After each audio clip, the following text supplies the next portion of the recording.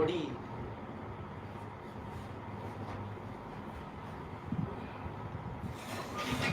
ஓகேங்களா? ஓகே அந்த அந்த மவுஸ்க்கு அந்த பக்கம் தண்ணி வச்சுக்கோங்க. இதில் அந்த விண்டில் டச் ஆகிருக்கணும், கட் ஆகிடும். இப்போ ஓகே कलेक्ट। माननीय राष्ट्रीय अध्यक्ष श्रीमान सजीनारायणन जी, भारतीय मजदूर संघ के राष्ट्रीय महामंत्री श्रीमान विदेश उपाध्याय जी, आज देश भर में मेरा भाषण सुनने के लिए एकत्रित हुए भारतीय मजदूर संघ का ज्येष्ठ कार्यकर्तागण और हमारे कार्यकर्ता बंधु भाई और बहनों, आप सबको मेरा प्रणाम। एक विशेष परिस्थिति में आज मैं आपके सामने कुछ विषय रखने वाला हूँ। हमको आज का देश का परिस्थिति देखे तो बड़े बड़े कुछ विषय देखने से बड़े खुशी लगता है। भारत एक देश के नाते हमने जिस तरह का देश में विश्व में भारत का ख्याति बढ़ रहा है, इसको देखकर मन प्रसन्नता होता है। कोविड-19 के बाद में भारत में जिस तरह का एक परिस्थिति बना था, ये परिस्थिति किसी को अंदाजा नहीं था। एक अनसर्टनिटी सिचुएशन, माने एक अनिश्चितता परिस्थिति में सब थे। जब हम फरवरी मास में प्रवास करते थे, तभी भी हमने जनवरी से शुरू कर दिया ये कोरोना आ रहे करके, मगर कोरोना का इसे क्या होता है स्पष्टता नहीं था। जब पहली बार मुझे एयरपोर्ट में तीन जगह चक्कर के हम पूछ रहे थे, भाई साहब क्या है मामला, वो बोला कोरोना है, आपने हस्ताक्षर लिखो, ये वो नहीं है, ये नहीं है, विदेश से नहीं आया। पहले हमको लगा बहुत बड़ा ये कठिन विषय है। बाद में सरकार ने अचानक लॉकडाउन ये कर लिया। लॉकडाउन के संदर्भ में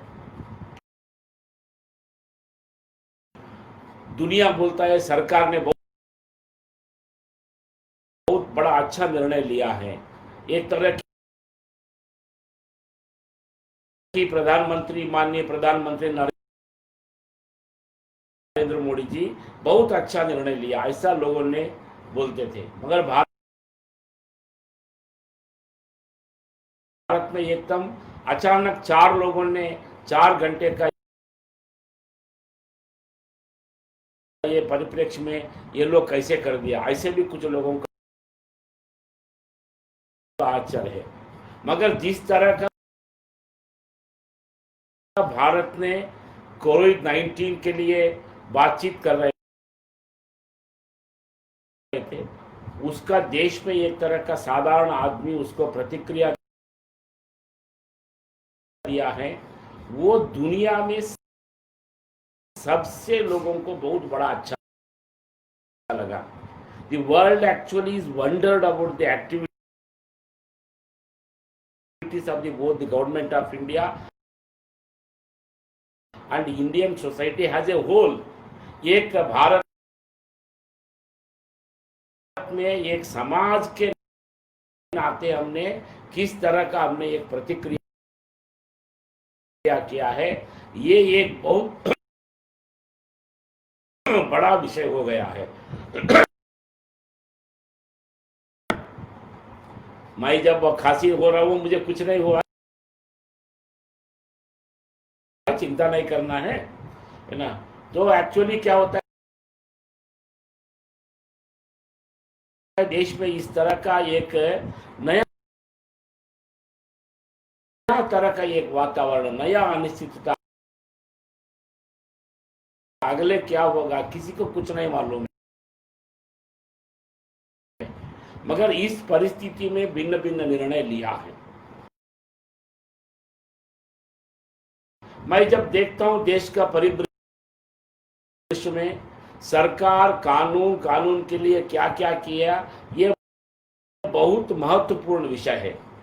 3 स्तर में हमारा देश में काम हुआ है। केंद्र में केंद्र सरकार का, राज्यों में राज्य सरकार का, और एक जिला में एक डिस्ट्रिक्ट एडमिनिस्ट्रेशन, और इसके नीचे ग्रामीण स्तर पर कैसे हुआ। ये 3 विषय हमको एडमिनिस्ट्रेशन नाते दिखता है। और चौथा विषय है समाज कैसे प्रतिक्रिया किया, ये सबसे बड़ा विषय है। तो इसीलिए एक तरह का सरकार का भी एक अच्छा प्रयास था, सारे समाज एक तरह की प्रतिक्रिया अच्छा किया, जगह जगह लोगों के लिए भूख मरने के नहीं दिया, लोगों ने भोजन दिया, घरों में बसाया, बाहर जाने के लिए ये कर दिया। ऐसे भिन्न भिन्न स्तर में जाति के आधार पर, मंदिर के आधार पर, गुरुद्वारा के आधार पर, चर्च के आधार पर भिन्न भिन्न तरह का एनजीओ काम किया।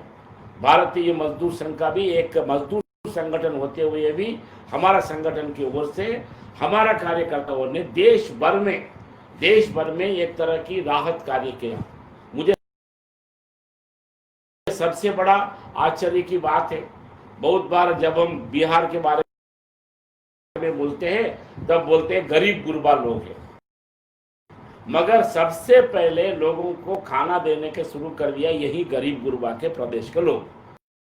माने ये एक बहुत बड़ा एक देश में एक अच्छा विषय हमारा सामने आया है, इसको भी हमने एक बार देखना पड़ेगा, इसको भी एक बार गिनती देखना पड़ेगा। इसलिए देश एक तरह का एक as a society, as a country, we have responded to the occasion in a very fantastic manner। और एक विषय भी हुआ, इसीलिए अभी 2-3-4 दिन पहले जब भारत के स्वास्थ्य हर्षवर्धन ने वर्ल्ड हेल्थ ऑर्गेनाइजेशन का अध्यक्षता के लिए उन्होंने स्वीकार कर अध्यक्षता किया, देश भर में इतने लोग अभिनंदन किया, विदेश में अभिनंदन किया। एक तरह की भारत इसमें लीडिंग हो रहा है, ये देखकर हमको बहुत प्रसन्नता हुई।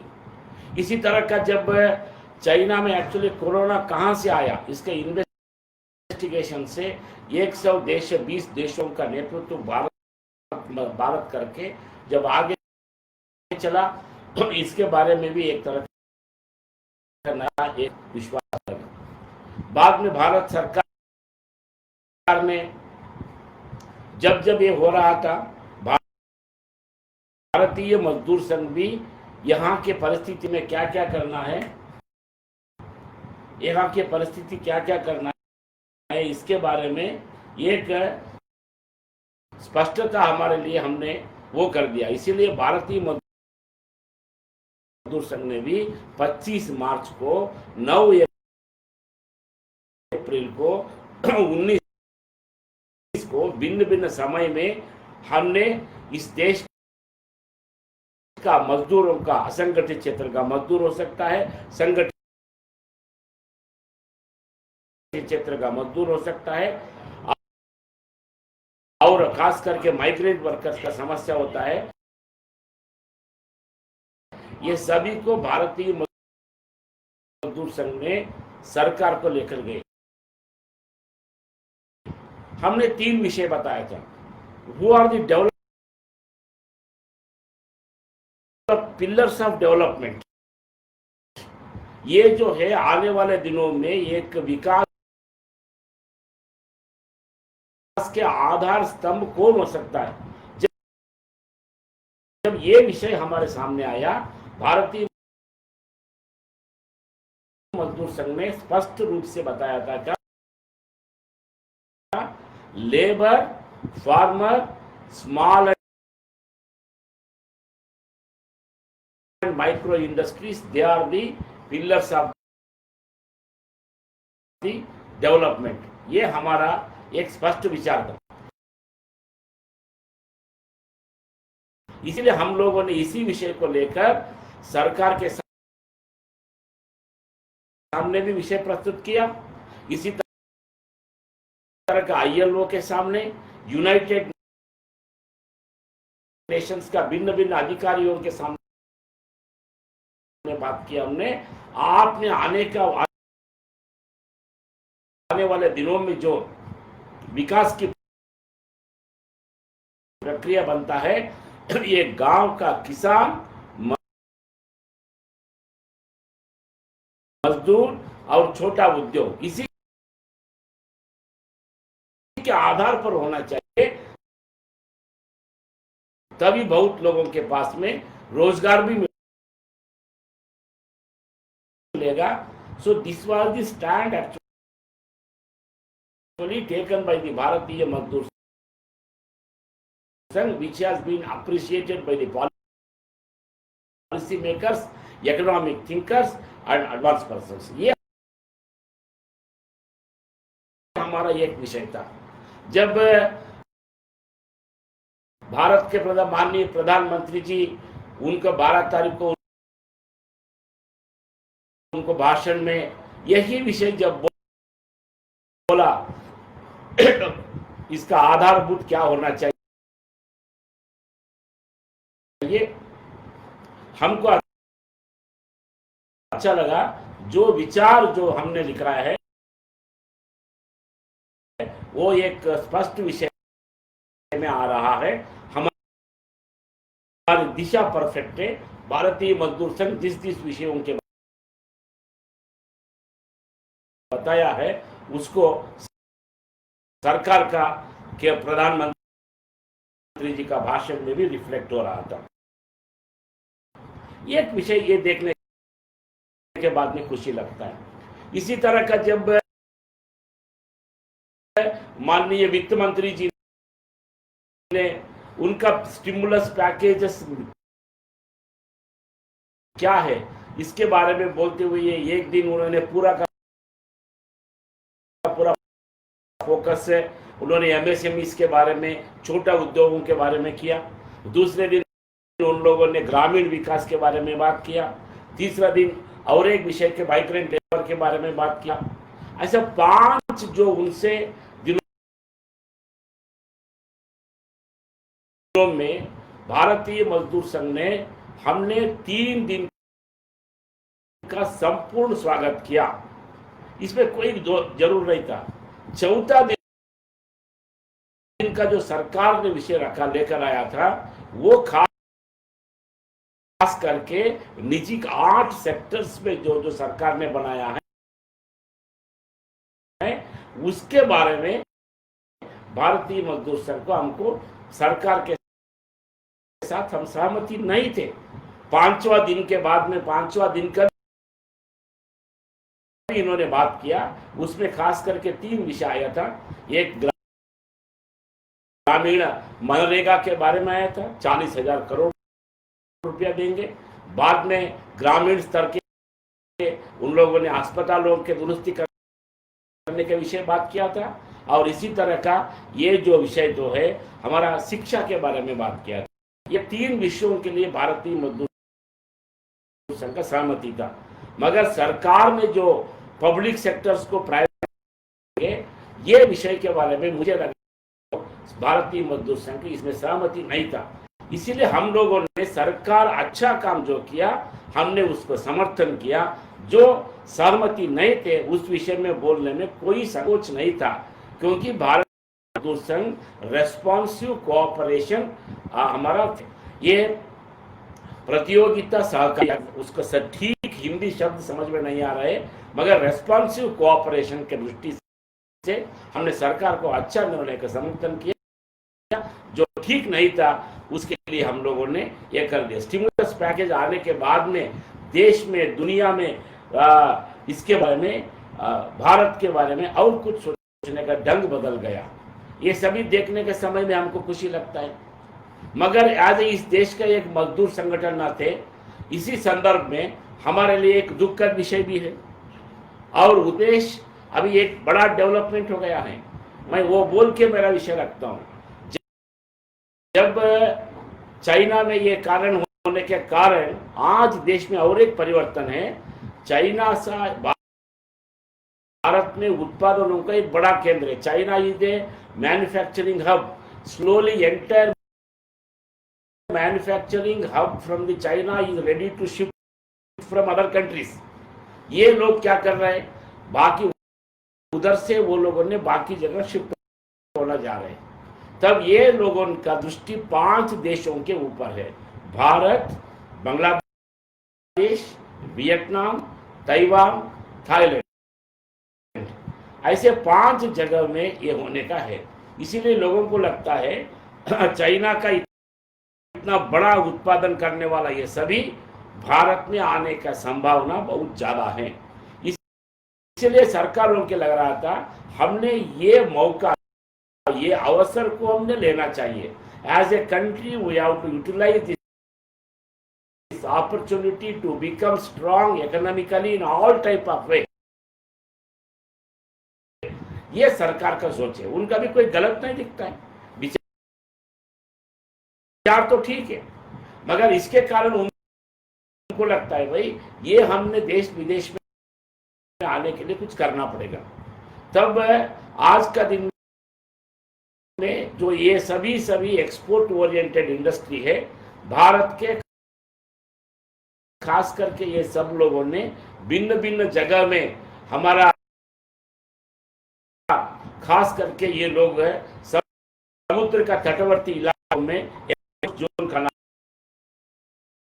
बनाने के लिए आना चाहते हैं। तो इसीलिए क्या है, वो लोग कुछ रिस्ट्रिक्शन लग रहा है, इन्वेस्टमेंट ला रहे हैं। इसी के आधार पर 3 सरकार, राज्य सरकार ने, उत्तर प्रदेश सरकार और मध्य प्रदेश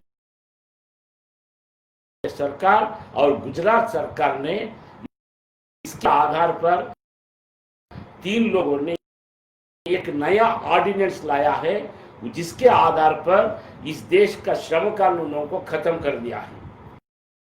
ये इस तरह का एक निर्णय ये सरकार किया।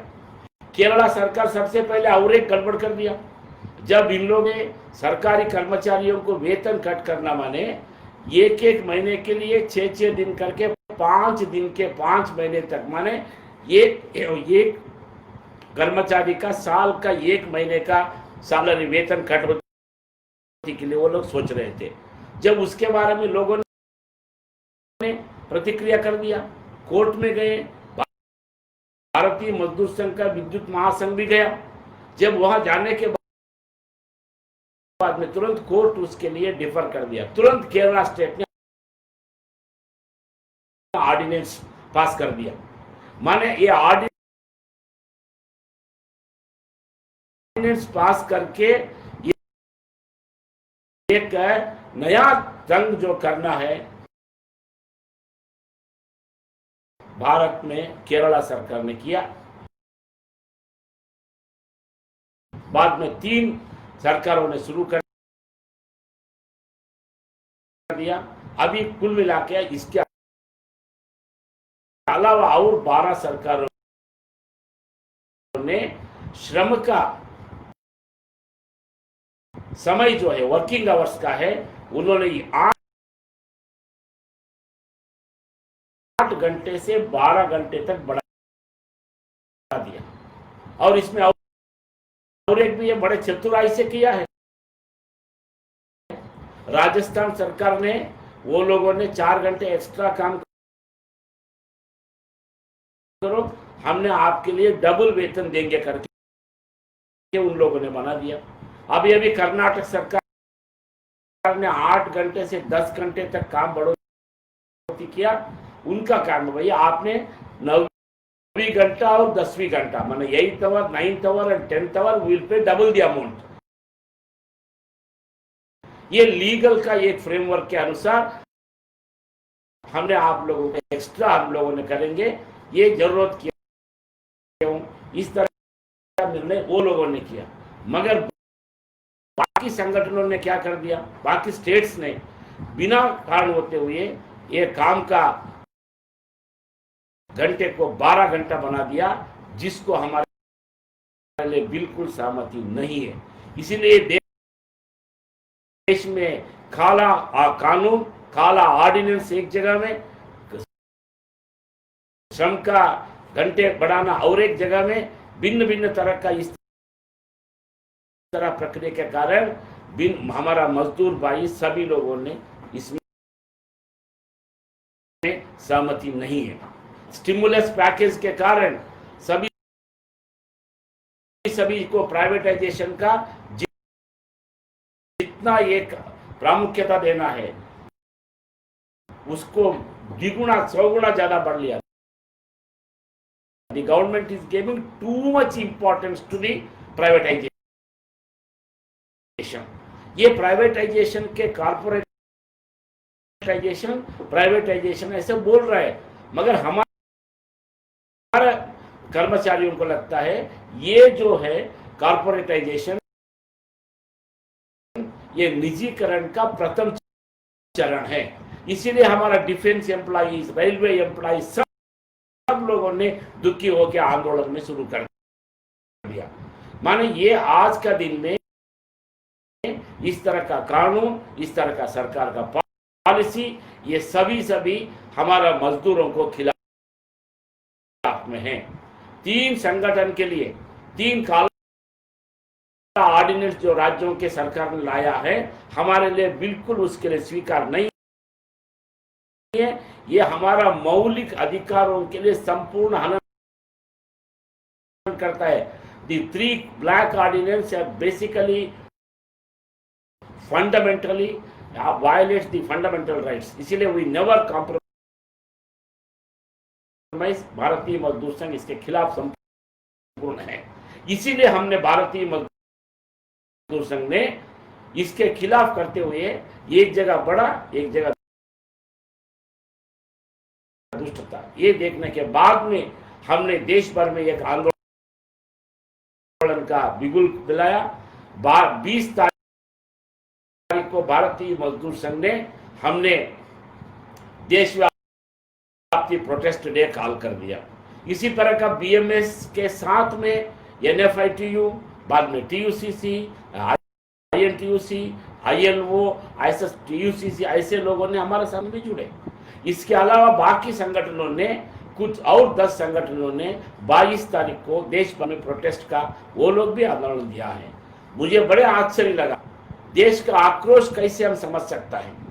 जो भारतीय मजदूर संघ का 20 मई को कार्यक्रम इस देश में 472 डिस्ट्रिक्ट एंड 1332 प्लेसेस में हुआ है। इतना बड़ा संख्या में हमारा कार्यक्रम, मुझे क्या लगता है 1000 से ज्यादा, इसके अलावा बहुत जगह में हमारा महासंघ किया है। मेमोरेंडम्स मुझे लगता है 2000 से ज्यादा भेजा है। सो इस तरह का एक बड़े लेवल पर हमारे लोगों ने एक आक्रोश व्यक्त किया है।